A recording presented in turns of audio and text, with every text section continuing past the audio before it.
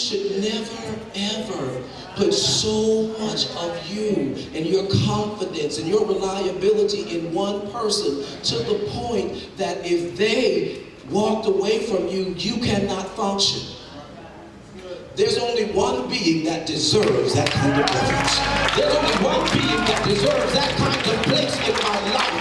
And the reason that I can give it to him is because he said, I will never leave you nor forsake you.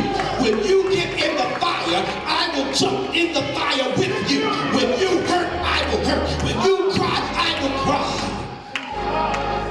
I will be your God and you will be my people. There's only one that deserves it. You can't have this place in me.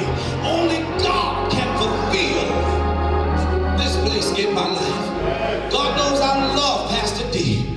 God knows I would not want to live my life without her. But if she walked away tomorrow, God will still be there loving me. God will still be there holding me.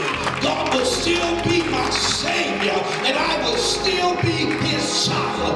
I cannot allow the relationship between us to define my relationship with my God. Why? Because he's in a category all by himself.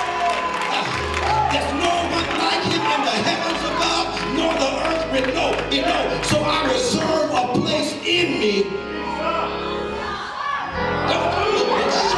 There's a place that I reserve in me only for God. He is the lover of my soul. He is the sustainer of my mind. And I reserve this place in me just for him. Throw your hands in the air and say, God, this place is just for you. Tell him this place in me is just for you.